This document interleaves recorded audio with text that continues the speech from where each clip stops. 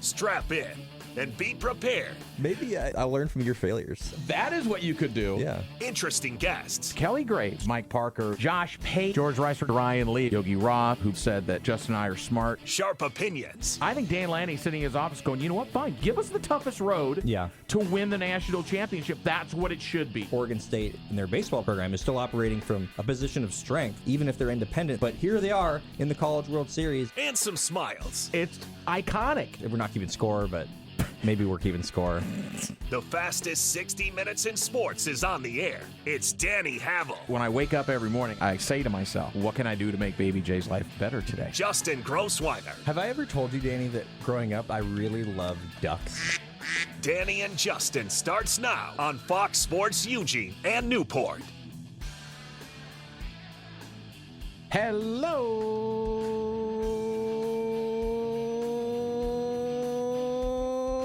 neighbors, and welcome high atop the Delta Triad in the Crystal Palace of the Bigfoot Beverages Studios in Eugene and Newport. This is the fastest 60 minutes in sports talk, your little Danny and Justin radio program. Welcome, friends, wherever and however, whether you're online, whether you're over the air at 102.9 or 1050 in the Eugene area, up the Willamette Valley, all the way on the coast at 92.7 FM in Newport. This is Danny and Justin.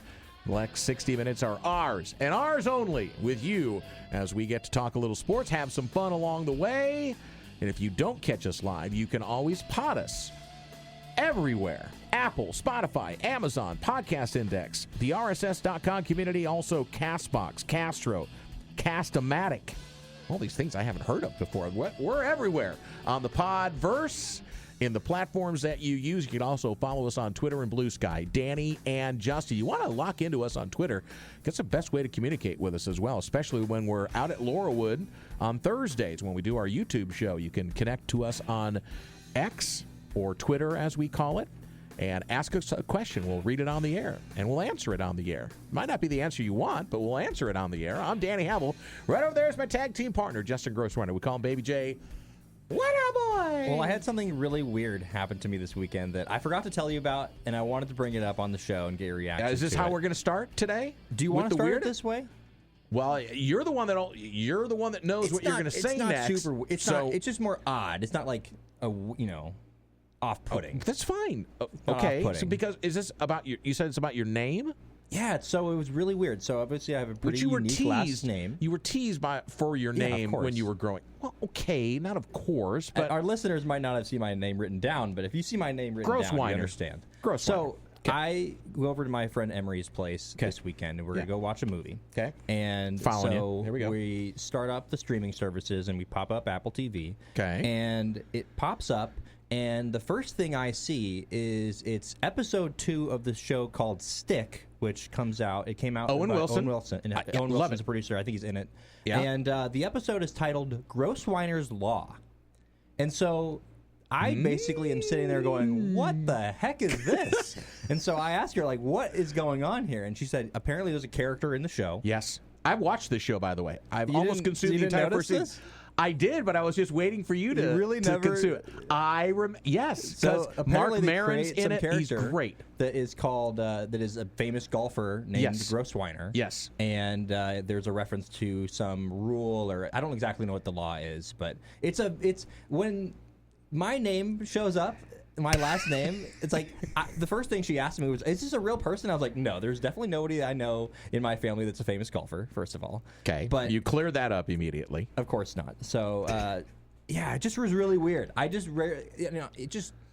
know how to feel about it. It struck you. I don't know how to feel about it, honestly. Why? Because there's no way that it's random. But they have to have seen my name out there. And if you look, okay, I'm just going to put it out there. If you look up worst last names of all time, you're going to find my last name on the list. 100%. Really? Absolutely. So I think that there's a chance that somebody looked up, the funniest last names, and then they found they were making a joke. I'm on number 8, and so I don't know if it's a joke. Apparently in the show they pronounce it correctly, like they're not making a joke out of it. They do pronounce it correctly. So I just think it's weird. That's what I'm saying. I just want to know more, but I'm not going to know more because I'm the only person that cares about this. Did you watch the episode? I did not watch the episode. I need to, but we didn't watch it. We watched something else, but I just thought it was odd. I knew you actually had a chance of watching it because you are, a big golf guy. It's a great series. Is it good, actually? It is actually. I feel like I need to talk to Owen Wilson here about this. There is. Well, let's get him on the hotline. Yeah. The Oregon Man Clinic's hotline at 541-343-5673. Let's get Owen Wilson on the phone. No, it is actually. So there's an underlying tragedy in Owen Wilson's character that kind of gives the story arc of how he invests in this. He was a great professional golfer, and then he invests in this young kid who he sees as a phenom. Okay. As his coach, caddy, and such. And the kid is like aloof on, yeah, I play golf, but I don't like playing golf anymore because my dad really was hard on me as a coach playing golf. It's actually, and there's comedy, and Mark Maron's in it as used to be Owen Wilson's character's caddy. And he has this big Winnebago type RV that they travel around in now for taking this kid around, trying to get him qualified. It's actually, you should watch it. No, I'm just sure amazed you found the episode that came up. It was Providence raining down upon you. It was episode 2. I'm not going to start with episode 2. Well, go back and watch episode 1 then. Listen, You would only be 2 episodes in if you didn't like it. I should watch it. I didn't honestly, I mean. I'll watch it again if you want to come over to the house. I'm shocked you didn't mention this to me. That my name was mentioned. I think I was starting. You know why? I know why. Because I was starting to watch it when you were gone, and so then it slipped to my mind to bring it back up again 10 days later. So there you go. So I looked at more information. I couldn't find anything. No information about how this came to be. But I'm famous. Maybe it's after you. Well, I don't know. Maybe there's an intersection between you and Owen Wilson somehow in your past that you don't realize. That very well could be it. That you and Owen Wilson are like brothers from another mother. There is a Bob Grossweiner out there that I think he's done a lot with music or something like that. I don't know if he's a producer or something, but there's some connection. So have you ever traced your family tree back? I know a decent amount just through my family. I haven't personally gone back and done an actual family tree, but I still could get the information. I have a 97-year-old grandma out there that I talked to. I had a sister-in-law that started our family tree back, and she got back fairly. Well, actually, it was the daughter of my brother who actually traced it back quite far into Europe. Yeah. Oh, cool. Pretty interesting stuff. I think we could do it. I think we know a decent amount, so we have a good place to start. Information, so when you start getting into Europe, though, it gets really tricky. I'm just going to tell you when you start going that way, because what we found out, and we're not going to get too far off the path here, because this kind of goes along with the origin of the game. Today, by the way. We were at Oregon State. We were actually on the campus less than 2 hours ago. We were on the campus watching the football practice, the open practice that they had. Trent Bray squad. And by the way, we're going to have Trent Bray on the program, not live, but we're going to listen to some of his post-practice comments on their quote-unquote official media day today, their opening session. They're going to have many more after practices, but we're going to hear from Coach Bray. We're going to hear from some of the players tomorrow when we're out at Laurelwood. We just didn't have enough time to get everything cut up. Justin's got to wear a lot of different hats here. But the whole name thing is to say, when you go back and you start getting into Europe, what we found out is that it's very hard to keep tracing back because records get destroyed, especially with World War II, and then even going back further, World War I. A lot of the marriage certificates were kept in churches that were burned to the ground, and all the records were gone, and you have to go back and find the bride's side of the registry was always kept in the church of their hometown. So it's like it really gets tangled. But there's ways to do it. There are ways to do it. It's very cool. I think researching your name would probably be fun for you. I think. It'd be a fun pretty project. Easy. Not a lot of Grossweiners out there. Not a lot of Havels either. I found there was a lot more in Europe than there were here. Obviously. Yeah. No, it makes sense. It's not a common name. All right, so we've got Trent Bray we just talked about. I do want to talk about the Eugene Emeralds having just a blistering second half, and Friday on the program we're going to have the hitting coach on from the Emeralds, and we'll talk to Coach Walker on Friday on the program. It'll be in the Godfather's regular spot. And also, it just flashed across to me, and this is kind of a subject I didn't prepare you for, so you can think about it a little bit. The role, there are more and more, and Trent Bray actually addressed it in his post-practice presser today, GMs in college sports. We heard about, Shaq's a GM now, Steph Curry's a GM now at Davidson and such, or another, so I don't know if it's that's right.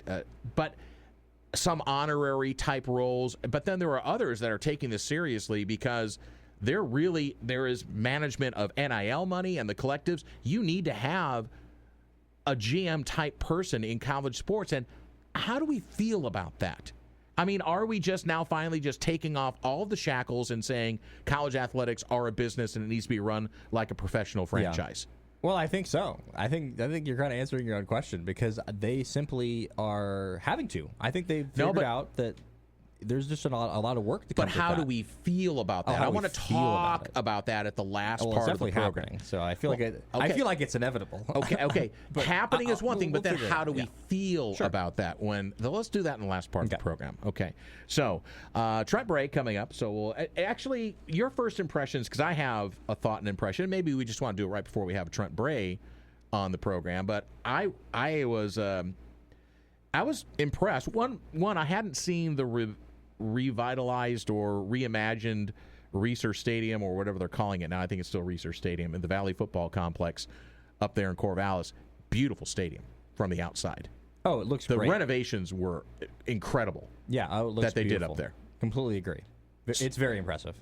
And then there was the energy and the enthusiasm. It's really early still, obviously. Mm-hmm. You know, you're not 4 weeks into the season and 1-3 or anything like that. Not saying that's going to happen to the Beavs. But any football team, the enthusiasm is at an all-time height. You're 0-0, and there's all of that. There was a lot of energy on the field. Sure. And from the coaching staffs and doing their drills. Trent Bray is really, I think, finding his groove as the head coach and how he's running practices. So I've been to a lot of practices before, and it was very efficient. So I was impressed. Yeah, I think that it was I think first practices are, at least from my perspective, are kind of the off the bus test. I think is the way that George Reiser put it. Right? Yeah. Is how does it look? And so it almost harkens me back to media day last year for Oregon, where you want to know what my first impression was out of that media day. Sure. Tell me. Dylan Gabriel is not very tall. And so it was sort of the opposite with this one, which is that Malik Murphy, very tall, very impressively. That is a big human being. Like he looks like he's NFL quarterback level height and arm he looked as big as the and, linebackers. Absolutely. No, and he has like a presence to him. Like he has what the kids call aura. And so I just think that, I was saying this to Ryan Harlan, who we saw there as well. I think that this team is going to go as far as, on offense at least, as Malik Murphy takes them. And they have some decent pieces around him, really good running game. The receivers, I think there's a lot of talent there. Trent Walker comes back. He had a lot of production. Yeah. We're looking more out of Darius Clemens. Right. Some other guys. Yeah, who was off to injury. He really didn't see the field very much. No, he basically didn't get a fair shot last year. So I just think that if Malik Murphy can come in there, and we know he likes to throw the deep ball, I just think there's a lot to like about this offense if he's who we think he could be. So we'll hear from Trent Bray here in a little bit. Let's do some news and notes, and then we'll have the coach on after we take our first break, and we'll talk a little Eugene Emeralds as well, as the Ems are 6 games clear of Tri-City here in the second half. They're 23-8, a 742 win percentage. They're 6-4 in their last 10. They did lose last night to break a nice little mini winning streak, but they are 6-3 at home. They had spent the most of this second half Road away. Warriors. Yeah, they have been. They're 17-5 away from home. So, yeah. All right, so let's start out with former WWE CEO Vince McMahon is accused of causing a crash on a Connecticut highway that wrecked his Bentley and damaged 2 other cars a few hours before Hulk Hogan's death hit the news. He was quoted as praising the wrestling icon. McMahon cited for reckless driving following too closely after last Thursday morning's crash on the Merritt Parkway in Westport. No one was injured. He was released on a $500 bond, ordered to appear in Stamford Superior Court August 26. TMZ first reported the crash yesterday and published photos taken by one of the people involved showing heavy damage, also big damage to a BMW 430 that he struck. So Vince McMahon in the news, not for a good reason. Gilbert Arenas is also in the news for not a good reason. He was arrested on Wednesday in connection with a federal indictment that alleges that the former NBA star hosted illegal high-stakes poker games at his mansion in Encino, California. And he's in conjunction with Giora Gershman, who is a high-level member of an Israeli organized crime group Oof. So they were hosting illegal poker games, basically, and they hired chefs, armed security guards to staff the games, as well as young women who would serve drinks Don't and you think provide you're going to massages. get caught when you have that So many apparently people this happened involved? in 2021, and Okay. in So between that apparently and not. 2022. So it took a while, right? You'd think you'd get away Wow. with it at that point, but now they figured it out, and so Gilbert Arenas is arrested. I would file this one under I am surprised but not surprised. The Danny and Justin radio program here for a weekend eve. It's Hump Day here at Fox Sports Eugene and Newport. NASCAR announced a one-race suspension for Austin Hill. He right-hooked in the rear Eric Amarola during the Xfinity Series race in Indianapolis. Hill is facing he faced a 5-lap penalty for reckless driving during the race, and now NASCAR is suspending him. He's going to miss the race at Iowa on August 3rd. The biggest impact of the suspension will be on his playoff points, as he's set to lose them all. So apparently there was a touch, and then an out-of-control Hill was trying to get back into the race and was charged with the aggressive driving and ran into Almirola. So he's out, and and he's one of the rising stars in NASCAR, and he looks like he's not going to make the postseason in the playoffs as well. We had twin brothers, both traded today I in saw Major that. League Baseball. Yes. Taylor Yeah. Rogers and Tyler Rogers were both traded from their respective teams today. So Taylor Rogers was traded from the Reds to the Pirates in exchange for Ke'Bryan Hayes. So that's kind of an interesting one. Ke'Bryan Hayes, under control for a long time, really solid third baseman. And then Tyler Rogers goes to the Mets from the Giants, and that is for a prospect haul, including Blade Tidwell. And so that's sort of a fun little story there. I don't know if you saw this either yesterday, Danny, that the Blue Jays got Sir Anthony Dominguez in the middle part of a doubleheader. So he played for the Orioles, I believe, and then walked over to the other side. I don't know if he actually appeared in that first game, but I know he actually did in the second game for the Blue Jays. So that's always fun. I always think those are some interesting ones. And then another move that was made today is that Austin Slater goes from the White Sox to the Yankees. So the trade deadline is tomorrow. And we'll 5 keep track p.m. of that. So things are starting to heat up now. And some of the deals won't be announced until after they clear the Major League office. So even the deadline, we're going to start hearing things into the night, because there's going to be last-minute deals, last half-hour deals. It'll be like a couple hours. Well, into the night. I mean, 5 o'clock is already into the that's night. fair. Okay, Well, so I depending mean, on it could who be you are. 6 o'clock. All right. That's late afternoon. Danny and Justin on a Wednesday here. Thanks for tuning in on Fox Sports. The NBA is going global in the regular season. They're going to play at least 6 regular season games in Europe over the next 3 seasons, starting with a pair of games between the Memphis Grizzlies and Orlando Magic this season. Grizzlies and Magic will play in Berlin January 15th of 2026, then in London on January the 18th. And then the NBA is going to play games in Manchester, England, and Paris in 2026-27, and then come back to Berlin and Paris in 27 and 28. So the NBA, this is a big switch. Now they're going to take the same teams and play them a couple of times.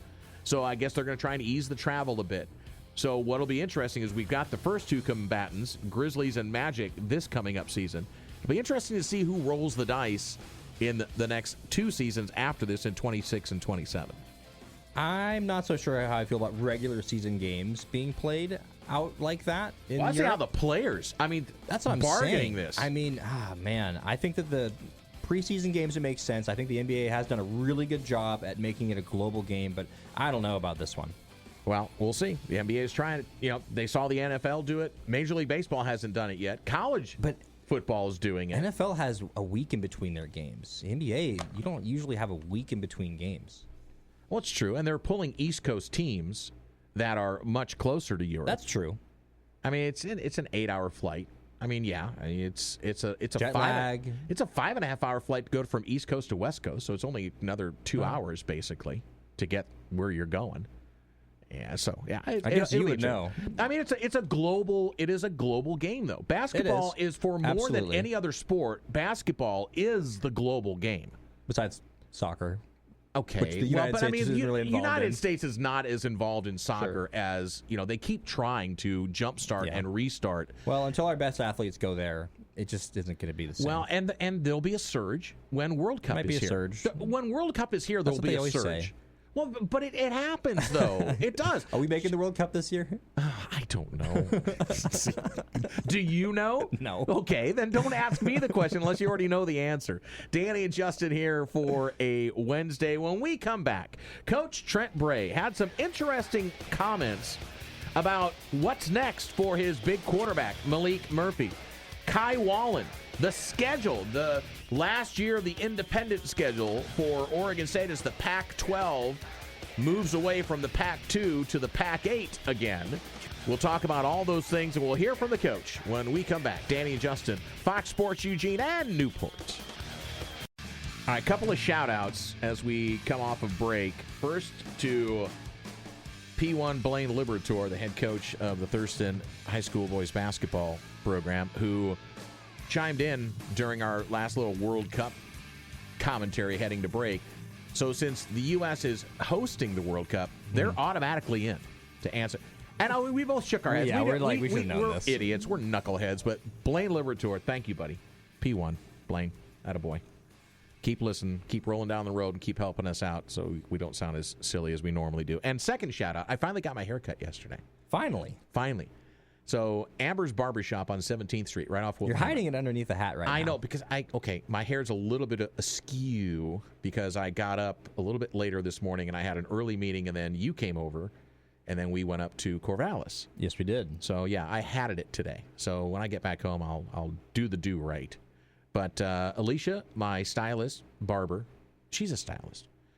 She's so funny. Oh, my gosh. We talk about our kids. She's got a senior in high school. He talked about her kids in summer school, how I don't know if I should say this or not. She's probably going to kill me. How she was like bribing him to make sure he got his classes done. Were you that kind of student that you needed to get – did you ever have to go to summer school? Do you ever have summer school classes in high school? No, yeah, you never did, though. Listen, I failed out of high school, and I did not do it. Okay. I have a GED. There's nothing wrong with that. Nothing's wrong with it. I'm just saying that's like, listen, I'll just equate it to this. Like in college, you can challenge a course. If you know the coursework and you can pass the test, you don't have to take the class. You have to pay for the credits, right? I don't know if you ever did that. I did. So a GED is the same thing to me. It doesn't matter if you're sitting in a classroom. As long as you pass the competencies to award yourself, earn that. It doesn't matter. No, it will not hold you back if you there don't. Used to be a stigma about that, though. No, I think there really was. Yeah, 100%. And there isn't anymore. Yeah, not at all. It did not prevent me from doing anything that I've done since then. So thanks, Blaine. And but thanks, my point Alicia. is, I did not do summer school, despite the fact that I did very badly in high school. Did not have the best time. All right, so I feel much better that I got my hair cut. Just to be clear. Okay, let's talk a little Oregon State football. So they start the season the same day. Actually, a lot of night games this year for the Beavs. They start out 7:30 on August 30th. Ducks play, I think, 1 o'clock against Montana State on the 30th. So both teams at home to start the season, but it's a 7:30 kick against Cal. And then on the 6th, they play Fresno State.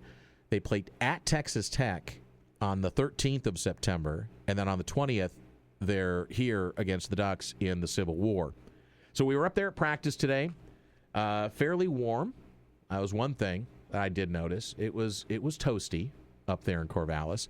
A lot of energy on the field, and so we got to see in person and saw him running around because they did all of their practice drills and stuff, and then they did some 7-on-7, and then they did full 11-on-11, and watch Malik Murphy, the 6'5", 234-pound redshirt junior who transferred.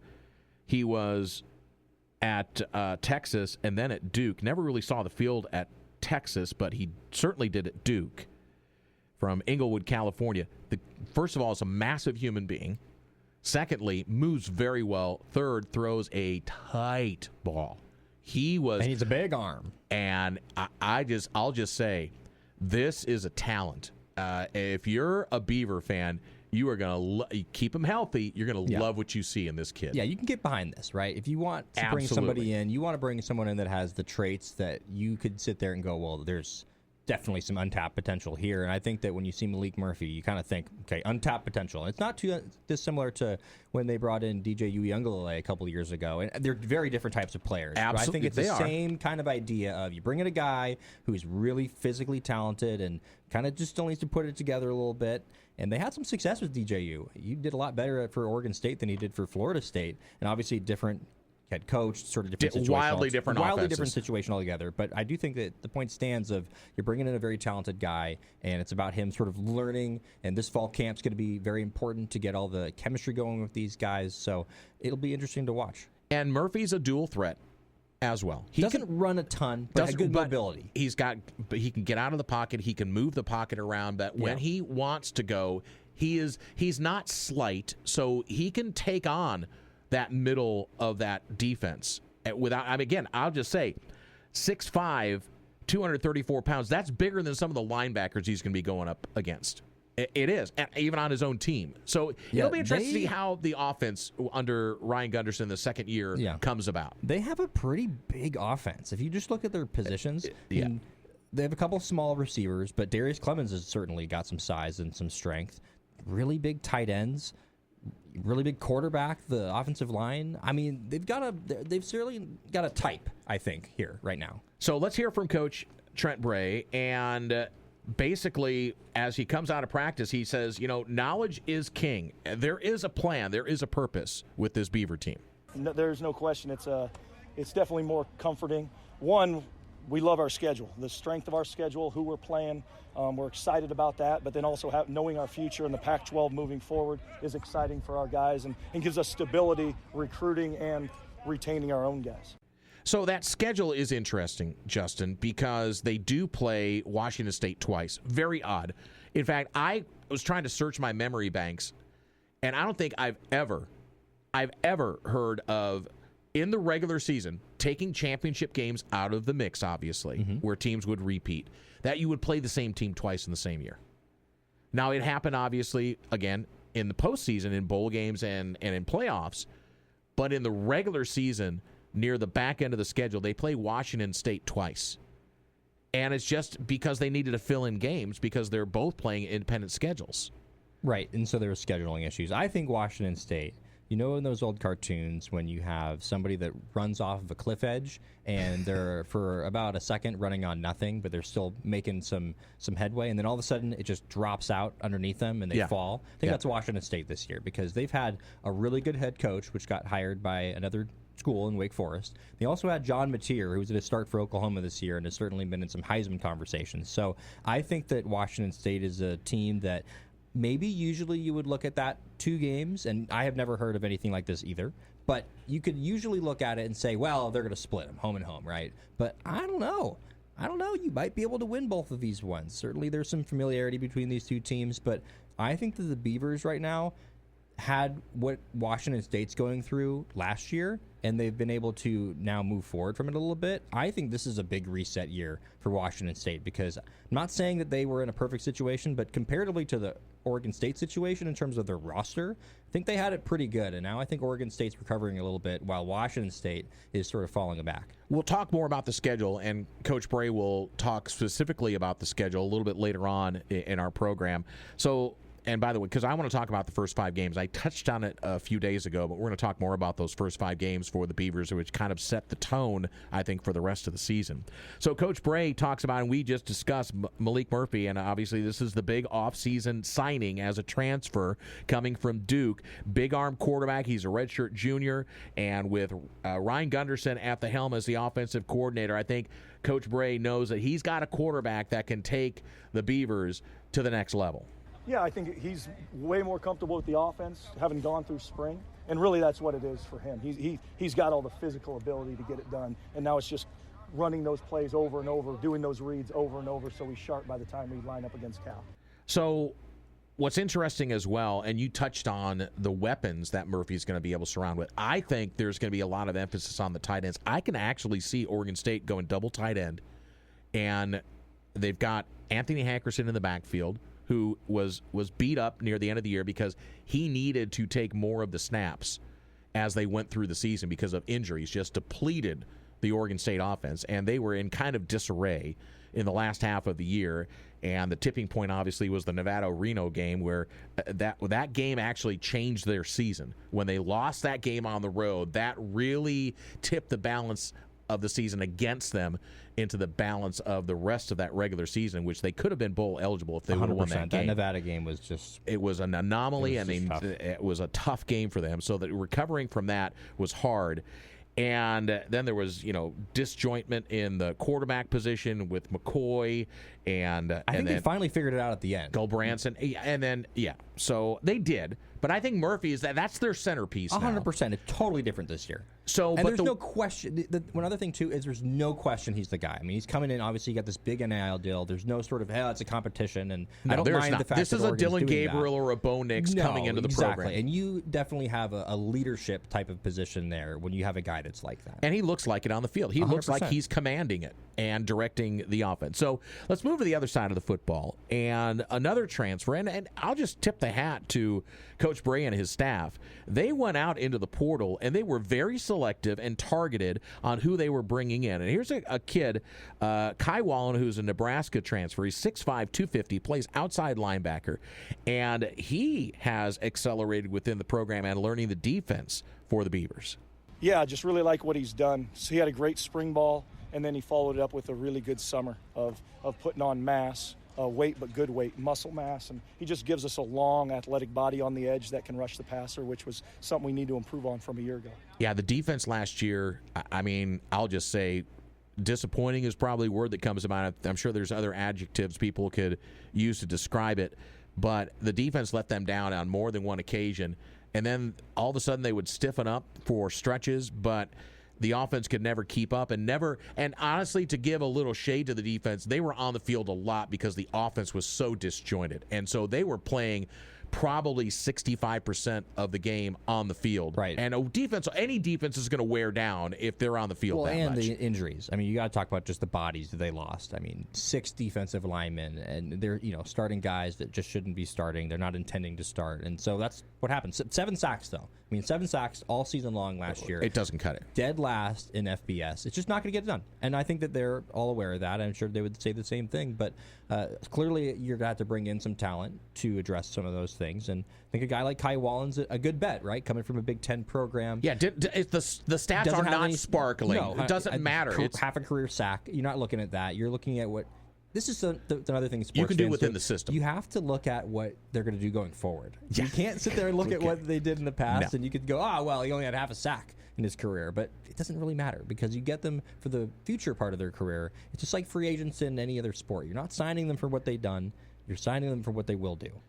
Danny and Justin here for a Wednesday Hump Day. Weekend Eve is tomorrow at Laurelwood. We hope you join us out there because our good friend Brendan O'Meara is going to be out there. He's going to be doing a book signing of The Front Runner, his look at Steve Prefontaine's life in a different view for anybody who's a Pre-fan. I think it's a must-read, and so he'll be out there, and he'll be on our program tomorrow out there at Laurelwood Golf Course as we make our regular sojourn out there to the Wood, Weekend Eve in the Wood here with Danny and Justin. So let's talk about schedule. Cal, Fresno State, Texas Tech, Oregon, Houston, first 5 games for the Beavers. They do not get a break. No bye weeks for the first 5 weeks of the season. And then as you go into October, in fact, you don't have your first bye week until middle of October for Oregon State. So they're going to be playing 7 games right out of the gate before a bye week. You go Appalachian State, Wake Forest into October. But those first 5 games are interesting. Trent Bray said he likes the schedule, and it's interesting because those first 5 games are certainly going to test Oregon State. Yeah, just talking about it out loud. So you have Cal, who is a program that I think that there's probably a lot of mutual respect between these two programs. There are certainly former Pac-12 foes, sure. Certainly. And Justin Wilcox is the head coach. And I'll tell you, if you're going to catch the Bears, you catch them early.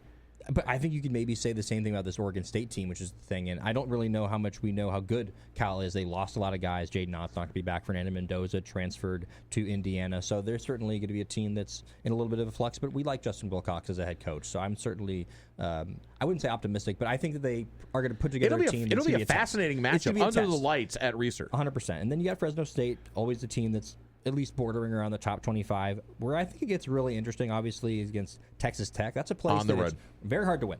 Yep. And I remember Oregon, I think, broke a big streak for them where they had won a bunch of games in a row. And they needed to get rescued near the end of that game as well. And Tyler Shuck had a great game against Oregon. Yeah, he absolutely did. And so then you get the game against Oregon, which I'm just going to sit here and say, it's a rivalry game. I'm not going to pencil that one in for Oregon just because it's an Autzen at all. I know it hasn't been since 2007, I don't think, since the Beavers have won in Eugene. We really should do research before we get on the program. I'm not sure, but I think it's something like that. It's been a long time. But it's a rivalry game. I don't know. There's just something about those games I'm not willing to pencil in the W for either side. I want to almost circle back to the Civil War game at the end of our conversation. Okay. Let's put a pin on that one. And then you got Houston back at home. So, I mean, the favorable schedule is basically it's 3 home games and a game where you're only 45 minutes down the road. So, I guess my question to you is this.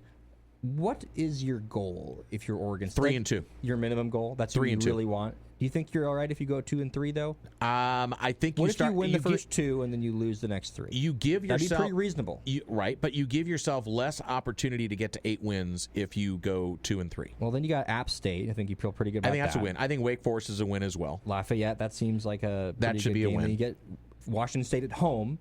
See, that's the wild card. I think they get Washington State in one of those games, and I think they go back to Pullman, and I think they lose. See, this is what you're game. talking about, though. I think that's going to be the general consensus, but I wouldn't be surprised if one of these teams won both of the games. I don't think this is necessarily just going to be... It's going to be the safest thing to say, well, they're going to split the games. But I do think that Oregon State's a better team. See, and I don't know... Tulsa lost a lot in the portal, so I don't know how they reloaded. We don't know about Sam Houston and Tulsa. Second part of the schedule, I think it could be the opposite of what we saw last year. Last year they were 5-1, and then they basically had a tough second half. I think it might be the opposite, where they win. Maybe they go 2-3 in the first 5 games, but then they turn around and have an 8 or 9 win season. I'm not sure. So I would say they might end up. They win at home against Cal and Fresno State, protect the home turf. They lose at Texas Tech. They lose at Oregon, and then Houston at home. Again, on ESPN. It's a Planet Houston game, 7:30 on a Friday night, so it's going to be a short week. But, of course, they don't travel very far because they play Oregon the previous weeks. But they get one less day of prep. And coming off that Oregon game, it's going to be interesting. I think that Houston game is going to be very interesting. It could be like that Reno game for me. It seems like that's the pivotal game out of all these. It seems like you could have a pretty good shot at winning against Cal and Fresno State. The other two are certainly tougher tests. Did we have Coach Bray talking about specifically the schedule? Do we have one more quote from him, or not was it? Okay, no. Right. So yeah, I think that Houston game is going to be for me. That looks like the one that's. We'll see how the first couple games go, but the pivotal one. I actually have Oregon State at a 9-win season myself.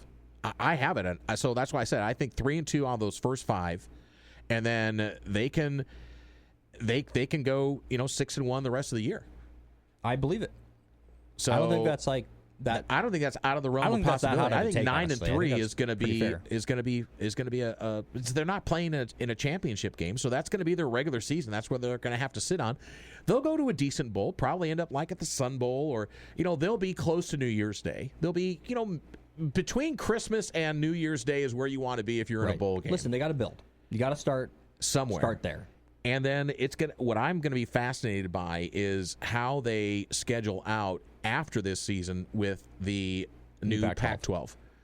Because, again, you're only right now, and I don't think they're going to add anybody else before this year is over to make a 9th or a 10th football member. I think they want to get 10 if they can as quickly as possible. Memphis is off the table. Nobody's going to touch them now. They're radioactive with the ask that they made to the Big 12 and then got shunned. That $20 million. Hey, we're going to pay you $20 million. Let's go, or get sponsorships up to. It wasn't a check for $20 million, but they said we will bring advertising and booster revenue to you to the tune of $20 million for the conference, and they said no thanks at all. So I still think Tulsa could be in play. I think maybe this is setting up for a couple of schools like that because now you got Texas State in there. And so I think you could build maybe 1 or 2 more schools around there to make it a little bit more geographically advisable, especially when you get into basketball season. I did find this. Here's Trent Bray talking about having to start fast. Okay, this season. Yep. Yeah, it's just we got to be. It's really the urgency to get it right? Because we don't have a game where we can kind of ease into it, right? We got to be ready first snap. when we play, because we've got 4 really tough games to start the season. So I think it's a motivator for those guys to get it right and to work to get it where it needs to be by that time. It's interesting you said 4 really tough games. I know, we were talking about 5. Yeah, it's just like, so is that a little diss on Houston that you don't think that they're thinking? You got to stop somewhere, I guess, if you're talking about games. Maybe it's because he saw Oregon and he's like, that's the, I mean that gets you into September is Houston, though. So I don't. Well, we'll see. I mean, and again, I don't know as much about what Houston brings back. We haven't dove into our research yet. I've got Phil Steele's Bible here, so I'm going to go ahead and start diving into it a little bit deeper over the next couple of weeks. We'll start getting more into both Oregon and Oregon State's opponents in the upcoming season. But it is, going to be a very interesting jump to the season for Oregon State. And so we'll hear more tomorrow. We've got some players. And again, big shout out to our good buddy, the judge, John Warren, who we saw and had a nice conversation with. And he fed us this audio because we had to take off. We had to get back here so the show could start. Absolutely. So big shout out to the judge. Yeah, absolutely. Big shout out to John. That silver-haired fox, that little devil. All right, when we come back, we'll talk about GMs in college sports. Like them, hate them, need them. We'll talk about it next, Danny and Justin, here on Fox Sports Eugene and Newport.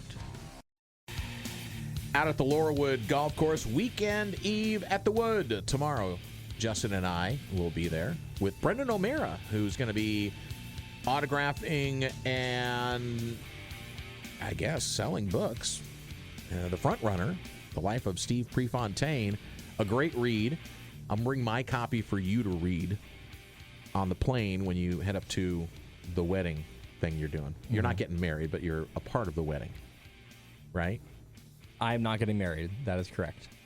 I'm going to be a groomsman. Okay, so you're a part. Just saying yes would be fine. Yes, I'm a part of the wedding. I'm part of the wedding. Okay. Danny and Justin radio program rolls on in our last segment. Dad joke coming up in a little bit. But tomorrow we'll be out at Laurelwood. Friday on the program, we will have the hitting instructor for the Eugene Emeralds on this little radio program. Jared Walker is going to join us, the hitting coach. So I think it's first time with Jared on the program. Yeah, so we'll have him on Friday. No nickname yet, but it's coming as long as he's on a couple more times. So GMs in college athletics has become more and more the norm because of, and this whole thing started with NIL and money and contracts and agreements, and now there's that whole other debate about whether or not a person is a employee and collectively bargaining, and that's going to be a whole can of worms that's going to get settled somehow and somewhere. Dr. Shaquille O'Neal is the general manager at Sac State for the basketball program. Steph Curry, as I said, assistant GM at Davidson. So I think there are 2 threads here, Baby J, and I think you agree with this, is one, it's kind of like an honorarium. It's, we've got a famous name who is aligned with the school in some way, shape, or form, and so now we're going to just plaster their name up there, and it gives us recognition. And we're talking about, just like I did just there, mention 2 schools and their programs because of the famous name associated with it. But there are a lot of other programs, the majority of them, that actually have a real general manager who is looking at the books and the operations of the team and helping them move forward. Do you like the way this is going? I just think it's necessary. I don't know if it's a matter of liking it or disliking it, because it just seems like this is turning into one of those things where, just like in pro sports, they have a GM, the way that the NIL is and how complicated that is and the different deals and managing salaries, and you're going to have this person that's managing all this actually understand how building a roster works, and they're going to have to evaluate talent, and they're going to have to make those decisions of, well, do we want this one guy for this amount of money, or do you want 2 guys for a significantly less amount of money, or those types of decisions are, I just think it's necessary. We're becoming, and I say we as in college sports, have become this thing that have become professionalized. And so I almost think that it's becoming one of those things where it's becoming like something that we've already recognized in pro sports, and whether I like it or not, I mean, I think that it's necessary. So the way I look at this as well is there were always director of operations for college athletics, and they were handling more of like the nuts and bolts, managing all the interns and the student managers and the operation of a football or a basketball or a volleyball or a softball, baseball program. They would manage all the nuts and bolts because the head coach wants to concentrate on the players and the game plan and the field and winning. And the director of operations takes care of all the other things that go into getting people from one place to another, making sure the hotels are booked correctly, plane flights, all those things that are not going to be on the head coach's desk, which used to be the purview of the head coach or one of the assistant coaches. I mean, this is how it's elevated and expanded and evolved over the last 25 years in college athletics. It just, to me, it again shows the hand of all programs that if they want to stay up with the Joneses, you have to now slot somebody into a general manager position to manage, honestly, not operations, but the money aspect of your sport. Yeah. Which is now, again, it to me, it pulls back the amateurism of what college athletics used to be. And I know I'm going to, I'm not on a soapbox here, but what I think we all loved about college athletics is, even though we knew there were backroom deals and somebody was getting a car or an envelope of cash, the $100 handshake. It was the biggest insult you could do to a coach, is to say that they're paying players. It used to, and now it's just like, and even though it was going on back in the 70s and 80s, even into the 60s, whatever it is, it's like it is business now. And to me, it kind of takes away what I loved about college athletics, the amateurism of college athletics. And, honestly, you go back 35 years, a freshman couldn't even get onto a football field. You were prohibited from playing in a game if you were a freshman. And look where we're at now. And I have no point here except to say that go ahead. I just think that if you're working in college athletics at this point and you don't have the ability to adapt and grow and evolve, I don't think you're going to last very long in this business. And that doesn't necessarily add to your point of this is taking away from the amateurism. I think it totally is. And I think that's just the inevitability of it because of the money. I mean, once the money's been involved, the amateurism part of it, it just by the way that process works, it fundamentally has to go. We can point to how the Pac-12 broke up was because of this. Yeah. Because there were schools that were like, we need to make sure we're getting the money through TV revenue, through the marketing of the league, and that was all tied into TV networks, Pac-12 network, Big Ten network, SEC network, and who you were aligning with, whether it was CBS or NBC or ESPN, Fox, whoever it was. And that led to the demise of the Pac-12. Well, once you open up the NIL can of worms, I mean, a lot of the things we used to think about college sports, transfers. You used to have to wait to transfer, and you would have guys that would have and to now everybody stay. 2 times a year now, there's a portal window. Oregon had a player that transferred after 14 days. Right. Came on campus, took a couple of snaps, looked at the room, and went, yeah, I'm not going to see the field here. And they had a different motivate. I am not going to kill that kid. We don't have enough time for this. No, I know, but I'm not. But I'll just say, just as I said before, I'm 100%. Not going to kill that kid for saying, decision. You know what? Yeah. I need to see the field because I have bigger aspirations. And if I'm going to sit in a quarterback room for a couple of years, that doesn't serve what I and my goal is. Well, I think we're going to see him against Oregon State. We certainly will. We certainly will. Oh, a joke! I got fired from the bank today. A woman asked me to check her balance, so I pushed her. Dad jokes! Why is the stadium so cold? Oh, good sports-related one. I don't know. Yeah. Well, because there were a lot of fans. Cooling it down. Yay. All right. I like it. So tomorrow, we love heading, and I'm just going to tell you, if you're not already on Twitter with us, please follow us on Twitter because I want some interaction tomorrow. We have a brand new studio for our remote broadcast at Laurelwood. You are going to love it. Please tune into YouTube or X. So you got to follow us on X or look for us on YouTube. Danny and Justin will be out there 2 to 3 tomorrow. Brennan O'Mara will join us. We're going to have Nick from the club. We'll have Will from the club. We'll have a tip from Jacob Henderson. We got a lot of great content for you tomorrow, as we try and do every single day. God bless you for listening. Put a smile on your face. Someone else's. They deserve it. So do you. Again, thanks for joining us, friends. Fastest 60 minutes on Fox Sports Eugene and Newport. For Baby J, I'm Danny. Peace.